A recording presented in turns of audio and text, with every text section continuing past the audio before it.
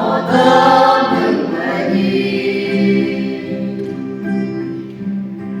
어머니 법을 우리 이니요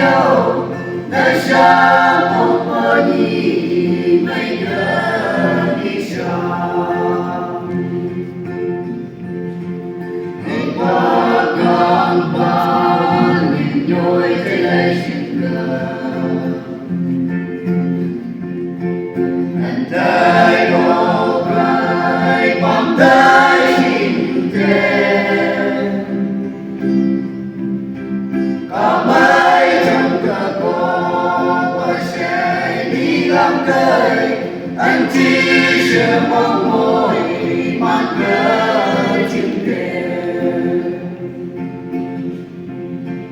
như bữa ấy lên cả mọi làm với tay hào hình mơ không kinh chữ dây tay ôm cơ kia đừng ai mùi mà tình thư ý tơ mơ chẳng qua xem đi ai đừng cớ đi Bahkan panik nhồi thế này xin cờ anh tay họ gầy bóng tay xin thế có mấy trong cơ cô bởi sẽ đi làm nơi anh chỉ sẽ mong mỏi mang cờ chim thế như chưa của thái bờ nhảy lòng con thì cây đào là ngơ của hàng bờ bờ bờ để xin là thơ bờ sao cùng công trường hay thơ bờ cả lòng mơ cảm bờ ô tơ bay đi bahkan panik nhồi thế này xin cờ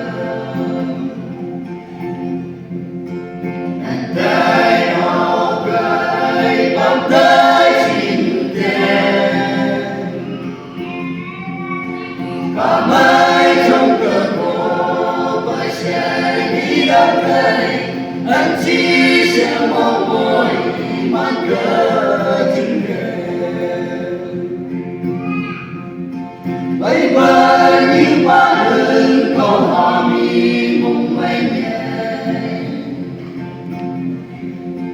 đừng ai đừng nhồi tay hãy mấy bờ hồ bơi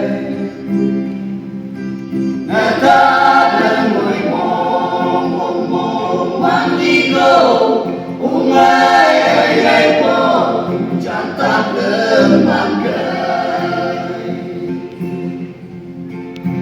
bahkan panik nhồi thế này xin cờ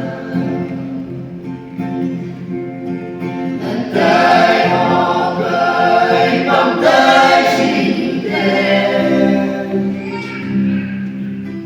có mấy trong cơn khổ với sẽ đi làm cây anh chỉ sẽ mong mỏi